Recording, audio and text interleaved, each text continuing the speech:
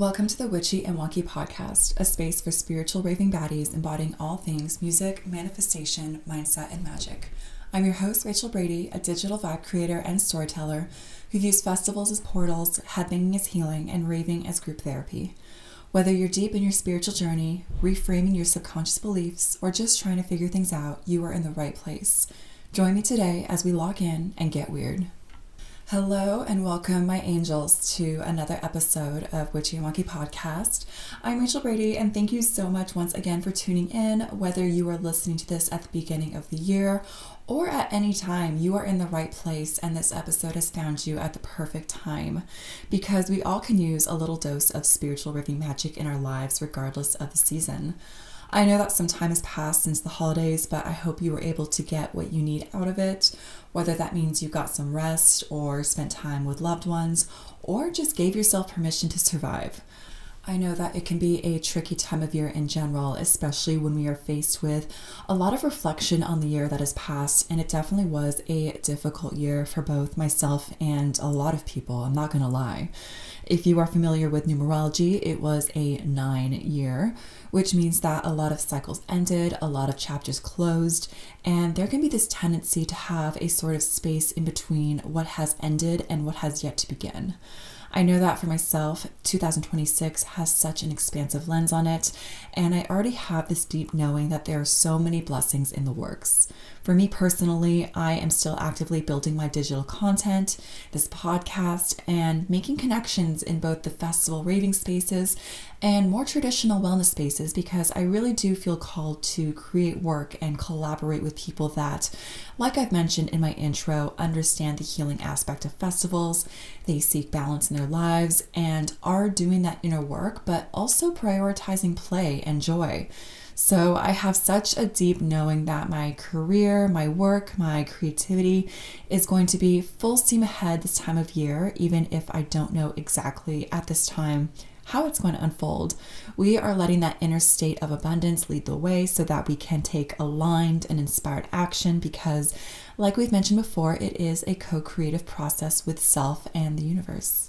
So I wanted to release this episode in January after the New Year's frenzy sort of died down because I wanted to catch us during this sort of sticking point that sometimes comes with a new year. I don't think I need to tell you how there is this, of course, prime time for people to set new goals, perhaps go through a bit of a rebrand. And while this is absolutely an amazing time to make that happen, and I'm personally setting a lot of goals as well, I also have seen firsthand time and time again this sort of overwhelm and burnout that happens right at the starting line. And I know that some people are just built different and they're able to lock in full send, which is amazing. But I have also joined the universal experience of being really motivated at the beginning. But once we pile on all these habits and expectations without taking the time to look at our inner state, it can collapse all around us. And before we know it, we've kind of built this sort of self-doubt and maybe even some resentment before we even have a chance to build that consistency and build that self-trust. And that is really pivotal to make things happen under the surface. And this in part does have something to do with the fact that it is still winter. And if you really want to get technical, the spring equinox in March or the first day of spring is more of a nature-focused way of celebrating the new year. So this is going to depend on what you want to do, but I am here to say that if you are feeling guilty for being low energy, that is a pretty valid reason if we're speaking from a nature standpoint. So for today, take what resonates, leave what doesn't, because I have a feeling that you are going to still get some amazing takeaways and be able to integrate them when you are feeling a little bit more of that new beginnings, ready to go energy. Because while yes, the new year is an amazing time to set goals outside of ourselves and get clear on how we want our lives to look, it really is an inside job. And that's what we're going to discuss today, not just for festivals or raving, but as a lifestyle embodiment so that when you do enter festival season, this is something that feels natural or at the very least something that you've been more familiar with practicing. I wanted to be very intentional about releasing this episode before the official festival season starts because for a lot of us, raving and festivals are a place where we prioritize authenticity. These are spaces where we allow ourselves to drop our guard, drop into our body, and build this sort of symbiotic trust that we can celebrate each other and find our people. And this, for many people, including myself, is a very sacred time of coming back to self and reclaiming self and celebrating self, especially if you have ever felt different your whole life. I know that for me personally, I have been bullied literally since I can remember. And throughout high school and college, I had a really tumultuous relationship with both feeling accepted and especially with male validation. So a lot of my self-worth was deeply rooted in things beyond my control and trying to fit into an environment that felt very superficial. It's funny because I have done a lot of inner work and growth for the past, decade. So it's really interesting whenever I sort of paint a picture of how I moved through this world, especially in my late teens, early 20s, because a lot of people meet me now and on the surface you might not realize it, but I was deeply insecure and socially anxious for the majority of my life. And a lot of people unfortunately took advantage of that. On top of being neurodivergent, which really didn't clue me into a lot of social cues, I was the ultimate people pleaser. So a lot of my kindness was exploited. I was in some emotionally abusive relationships. I was terrified to say no or even entertain the thought that someone would be mad at me. And it was a lot of self-abandonment that made me feel as if I was constantly messing up or just trying to chase this outside validation that never came. And this is the thing that whenever I discuss confidence or magnetism, I am so adamant about things like self-advocacy and authenticity because I have lived life on the other side. I do know what it's like to crash out over how I'm being perceived. I know what it's like to act outside of myself in hopes of being accepted. I know what it's like to sit in bed sobbing, wondering why nobody likes me.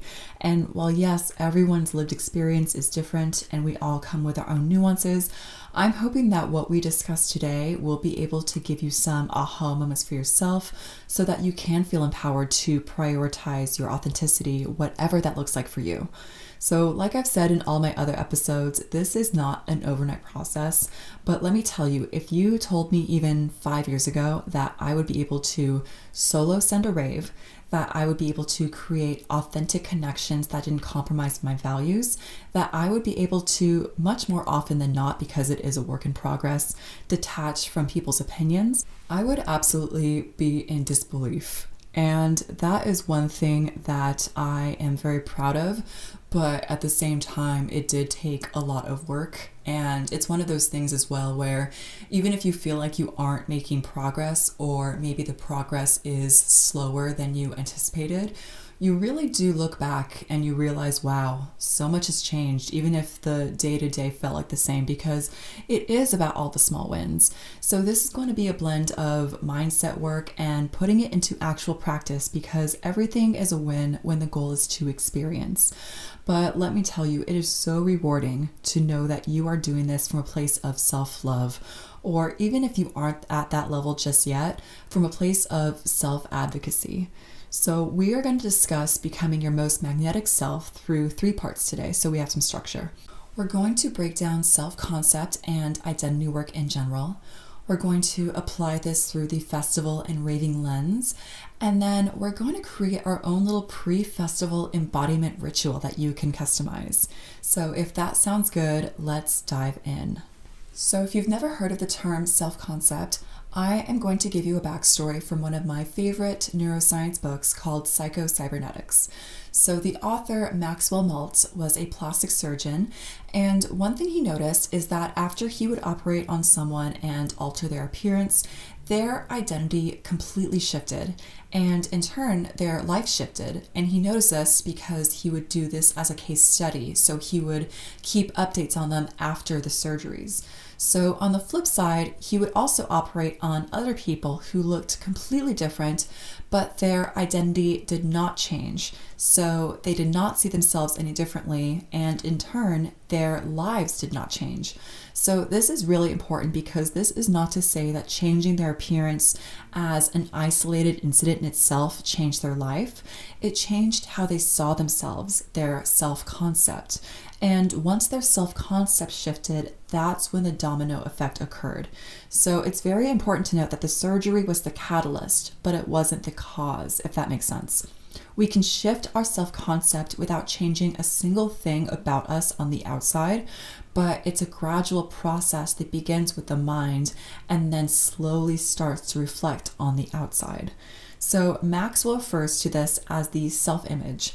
And one of the most prominent quotes in the book is, "Expand the self-image and you expand the area of the possible." This means that your capacity to achieve is only as large as the capacity you believe yourself to have.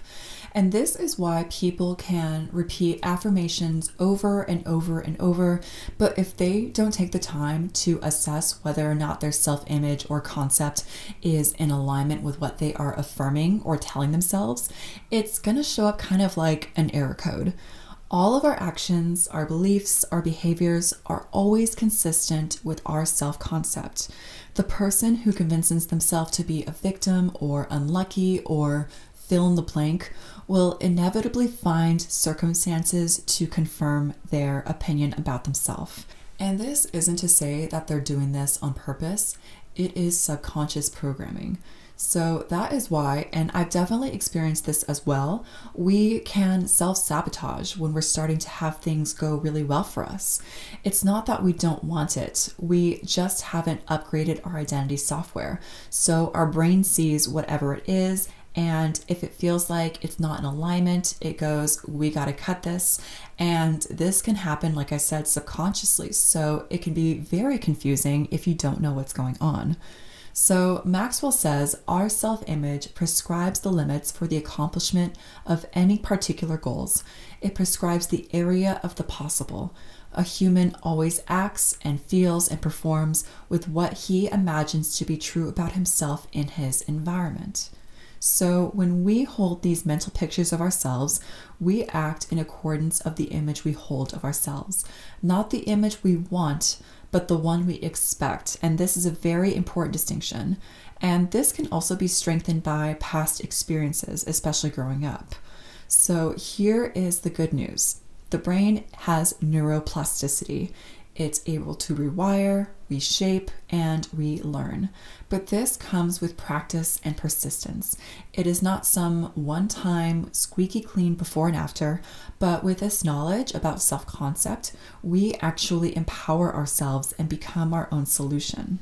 And if you are listening to this episode, I have a feeling that you are in a very transitional period of your life, whether that's during the new year or just a crossroads in general, where you feel like you have these goals or desires or a self-image that you're set on making happen, but maybe there is a layer of self-doubt or lack of self-trust that is making it difficult to fully embody or believe that you can make it happen or be the person that is capable of making it happen. And this is one of the most exciting parts of identity work, in my opinion. It's almost like hacking the system and installing new software into your brain's supercomputer. Because, like I've said before, everything stems from what we believe ourselves to be. There have been countless case studies, whether it's students, athletes, people in business, where once it clicked that they were actually capable of achieving something, everything started to fall into place, even if circumstances at face value had not particularly shifted just yet.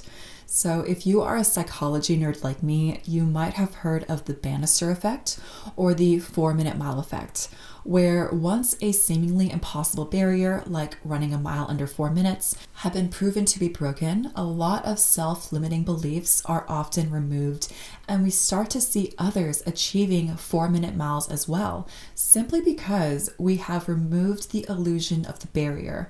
The physical aspect was always there. The achievement was always there. It was just waiting to be unlocked. So I know that at first glance, this is a lot to digest. And of course, we must take things like our individual circumstances and environment into consideration. But for all intents and purposes, we are going to discuss this from a psychological and energetic perspective, just to keep it a bit more streamlined. So, like I've said before, you can take what resonates, leave what doesn't, and feel equipped to utilize this in whatever way works for you. Now, let's dive right into applying self-concept from a place of the festival and raving lens, because I feel like it is one thing to talk about it at a very abstract level, but this is really one of those topics that thrives in real-world examples, and it actually might ignite some inspiration already as you begin to reflect on how it can best serve you. When I discuss being your most magnetic self at a rave, this is not one size fits all. And I don't want you to feel as if you are trying to force a certain persona. I know that for myself, my idea of magnetism sometimes means being perfectly happy, flowing through the night solo while protecting my energy. And other times I'm a lot more open and expansive and want to attract a bit more social energy. So the first thing we want to do is honor all parts of ourselves going into this, whether we are a little bit more introverted or we want to put ourselves more out there. There can definitely be this misconception that in order to consider a festival or a rave a quote success, we must have been super social or have this super confident, outgoing persona, which, yes, of course, is always welcomed. But embodying your most authentic self at the end of the day is all about presence. It does not have a certain aesthetic or volume. It is based in identity, not performance. And as one of my best friends has told me time and time again, we are here to connect, not impress. So let's first talk about embodying your most magnetic self if you are doing a solo rave. And I'm really excited about this because I first got my start in raving with solo sends. So this is a topic that is very near and dear to my heart because it truly was the catalyst that not only helped me find my people, but it also was a game changer in strengthening my self-trust and ability to go outside of my comfort zone and therefore upgrade my self-concept. And like I've said before, I had a lot of built up insecurities when it came to social situations, how I was being perceived, all of the above. So solo raving in itself was the most powerful practice in self-acceptance. I will always say to treat raving as a trust fall because even if the night doesn't exactly meet your expectations or you find yourself needing to leave early, you have taken the time to advocate for your own joy. And that is something absolutely worth celebrating. So whether you prefer solo raving or you're new to it, taking note of where you hold resistance or doubt beforehand can really help you ground yourself and even provide some insight into where you sort of play around with your self-concept. Because we really want to approach this from a very lighthearted, curious standpoint. We don't want to judge ourselves before the night even begins, right? There's this beautiful balance between giving ourselves permission to explore different personas while also honoring our needs and what is actually going to attract experiences and connections that we align with. I would even argue that solo raving is a masterclass in magnetism because it truly is you taking responsibility for your own self.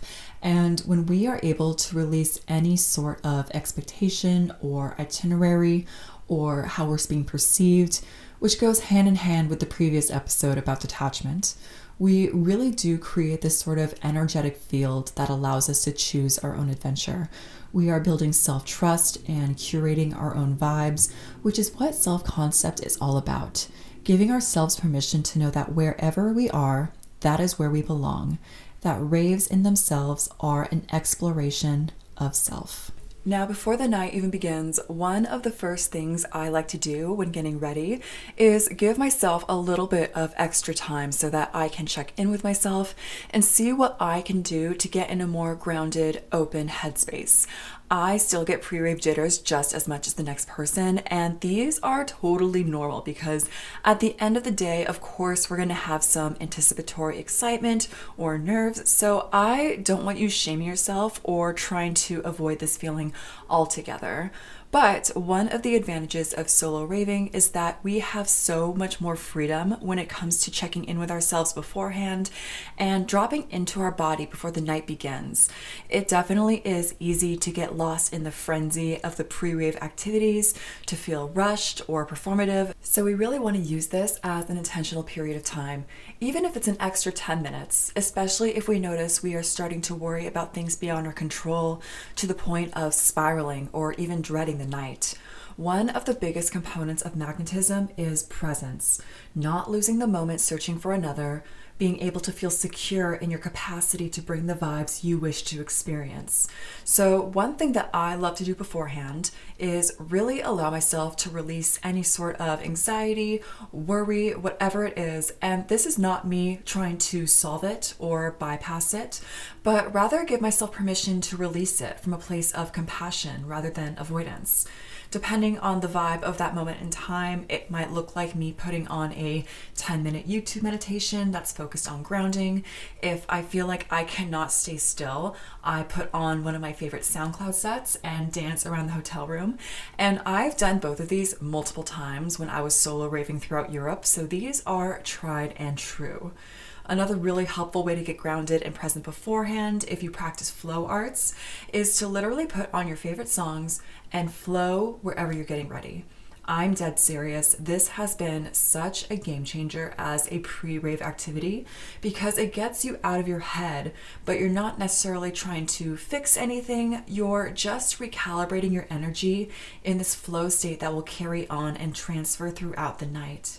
There is something really to be said about somatic release before the night even begins because it opens up your energetic channels and really does create this playful, unattached intentionality that speaks before you even open your mouth. And if this is helping you out and you want to go even deeper, you can even start to add affirmations that focus on magnetism, like I am magnetic because I am open to connect, not to impress. Or I show up just as I am and people are drawn to my energy. There are so many avenues you can take with pre-rave affirmations depending on what you are looking to embody. So have fun with this, and we'll circle back to this at the end of the episode to create a getting ready ritual that best serves you. And it might even be helpful to have a sort of pocket affirmation or mantra that's easy to remember when the night does begin, that you can just keep in your notes app or as your wallpaper, so that it brings you back down to earth if you do notice yourself to get a little panicky. Because this is a practice, and in fact, this is an amazing opportunity in taking an old thought pattern and shifting it, because it builds self-trust and in turn upgrades your self-concept like we've talked about before. I think that there can be this common misconception when it comes to the idea of magnetism only counting if you're putting on this super unbothered, cool girl energy all the time, which yes, it can show up like that, but I would honestly argue that some of the most magnetic people I've had the pleasure of meeting aren't the ones that never let anything get to them or are the nonchalant final boss, but rather they are the ones that honor their feelings while also self-regulating and not letting it consume them. So when you are playing around with your self-concept, let's say you're aiming to become a much more playful and present version of yourself. This is not to say that you should be shaming yourself every time you start to feel self-conscious, but rather notice it, give yourself grace, and then give yourself permission to try again. When it comes to rewiring self-concept, this is something that will come with practice and persistence. Even though there are times where it feels frustrating or you feel imposter syndrome, there will be moments that surprise you and encourage you. I know that for some of my neurodivergent baddies like myself, social situations in general can be very nuanced, so I don't want you thinking I'm out here preaching, oh, this should just be easy, just be yourself, because obviously there are so much more layers to that. However, we can start to reflect on what parts of ourselves we can slowly unmask and celebrate. We can gain insight from other neurodivergent ravers about their experience and what helped them gain confidence. However, I really wanted to add self-concept to this lens because I think for a lot of us, we hear about how raving is all about being authentic, but we can take this even deeper and learn about the energetics that comes with empowering yourself with identity work and the positive domino effect it has. Because I feel like for a lot of us, whenever we hear things like just be authentic or just be yourself, it definitely is a part of it, but I think having a more full contextual picture really allows us to see how it can affect us for the better. So even if you rave solo, I hope that this offers a little bit of encouragement for you to really reframe it as an opportunity to exude the identity you wish to embody. Even if it feels a little awkward at first, we aren't aiming for a forced, fake personality. On the contrary, we are allowing ourselves to shift into the energy that best reflects the experience we desire. And when we allow ourselves to play around with this, without micromanaging our expectations or checking for proof every few minutes, this is when the synchronicities start to come in. This is where the connections begin to form. And this is when we really do surprise ourselves with how much we are capable of. When we treat raving like a trust fall and know that our energy is more than enough to curate how we move through the night. And this will also apply to when we are raving with a group, because at the end of the day, we are responsible for the energy we bring as well as the energy we allow into our space.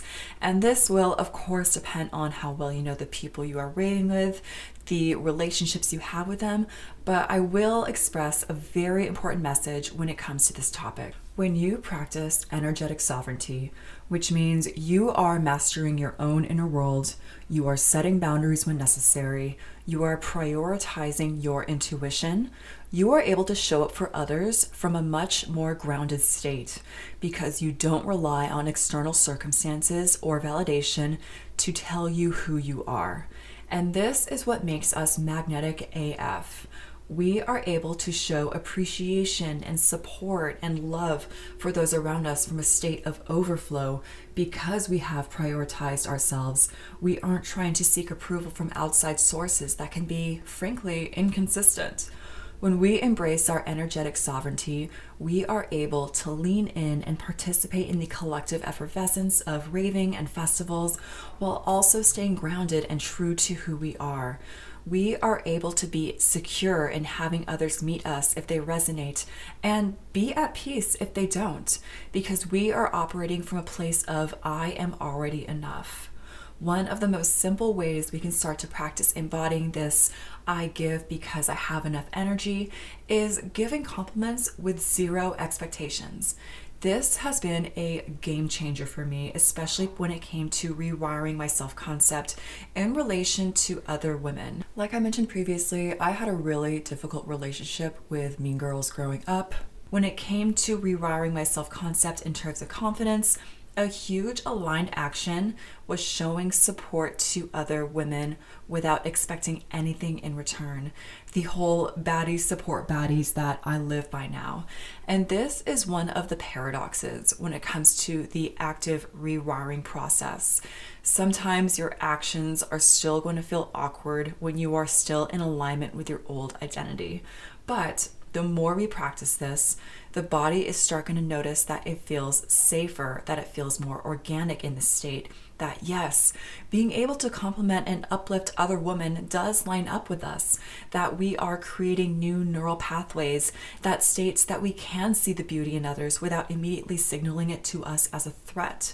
Because here's the truth, we can do all the meditations, affirmations, analyzing that we want, and they absolutely do have a place in the process, but at the end of the day, we need to show our nervous system a new experience for it to expand. We need to show ourselves a new reality so that we can see that it is possible. Like Maxwell Maltz and the Psycho Cybernetics book we discussed earlier said, a human being always acts and feels and performs with what he imagines to be true about himself and his environment. We must not wait to have proof right in front of us to confirm what we believe about ourselves. We must start to practice acting as if we already hold that identity. And it's messy and it's gradual, but it is empowerment. Now, as we start to wrap up this episode, I wanted to touch back on setting up a pre-festival or rave ritual that really gets you in a magnetic mindset and start to become more present and grounded and guide you towards your most authentic frequency to really carry that throughout the night.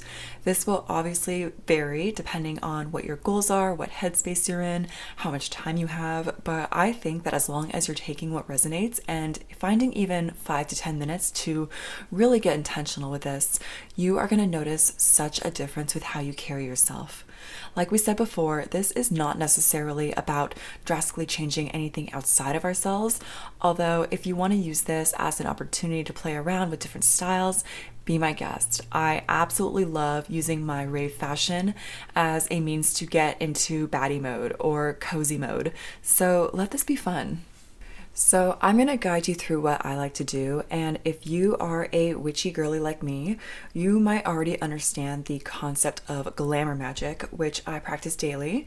And to keep it brief, because I could literally yap about glamour magic all day long, glamour magic is the practice of enhancing magnetism and allure through beauty rituals, affirmations, visualizations. There are so many ways to practice it, but the main goal is to enhance your presence, create this aura that says, I create my own confidence, I present myself how I choose, and it comes from a very empowering place instead of relying on outside influences to tell us how we should perceive ourselves. So if this is something that intrigues you, regardless of what your spiritual path is, I highly recommend doing some research about it and how you can incorporate it into both your day-to-day life and your raving life. So for my glamour magic coded pre-rave ritual, the first thing I like to do is create a sensory haven. And this will of course depend on if you're getting ready in a hotel room by yourself or camping with friends, but you can adapt this because at the end of the day, the intentionality is what is going to guide you through it. But let's say I'm getting ready with the baddies. I like to put on music that just taps into that confident headspace that gets me loose and flowy and really allows me to radiate that energy from the inside out. And as I do my makeup and my hair, I personally love to say affirmations in my head that don't just focus on outside looks, but focus on energy, on presence, on magnetism. I can say things in my head like, I light a room up with my energy, or I radiate good vibes and people are drawn to it. You can have a lot of fun with this, so don't be afraid to write some down, even if it feels cheesy at first, because I promise you, with practice, you are going to start going on what we call rampages, which is a series of positive affirmations that naturally just keep flowing, and you're going to notice that energy build and build as you're saying it. And as you're doing this, I want you to also practice some visualization. You are going to imagine whatever color you want. A lot of glamour magic baddies like to use pink or gold or soft white to start to radiate from you. This is your magnetism. This is your aura that's vibrant but grounded. And the best part is that this is yours. It cannot be taken away from you by that jerk that said some offhand comment or that random person who bumped into you without saying excuse me. So just take that moment, even close your eyes for a few seconds if you feel like it, and really breathe this in. And as you are visualizing this aura light around you, I want you to repeat either this or a version of it that speaks to you. I am a magnet for people and experiences that align with me without needing to force it. I release the need to control how I am perceived because I bring the energy I desire. What's meant for me will never pass me by, and I am deeply and divinely protected. And this is such a beautiful way to conclude your little magnetism ritual because it puts you in this place of empowerment like we talked about before. It brings awareness to your self-concept without you feeling the pressure to need outside validation. And it also is a wonderful practice in nervous system regulation, which is, in my opinion, a crucial tool in navigating festivals and raves in general. And as a little bonus to help you come back to this anytime throughout the night, I love using a trinket or a piece of jewelry or candy as a sort of talisman. If I'm feeling uneasy, I can kind of use it as a sort of reminder that, hey, we can come back to self. We can recalibrate and reground. And this brings a sort of softness that reminds us that this is a practice, that we can lean into the ebb and flow and the wobbles and detours of the night.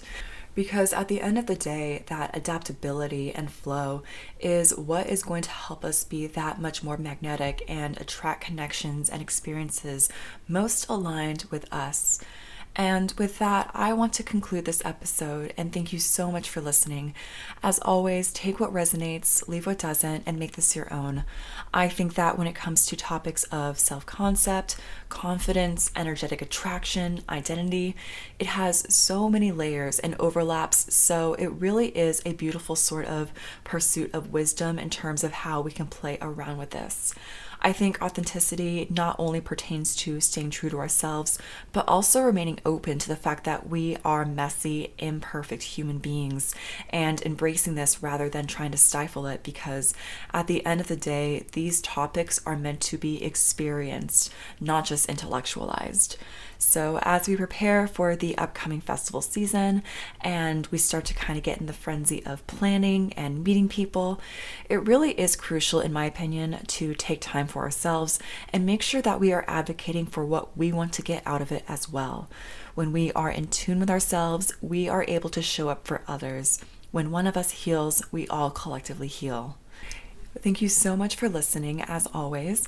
If you want to stay connected, you can find me both on Instagram and TikTok under the handle Witchy and Wonky, and I will have all my information in the show notes below. Until then, I'm your host, Rachel Brady, and I'll see you on the other side.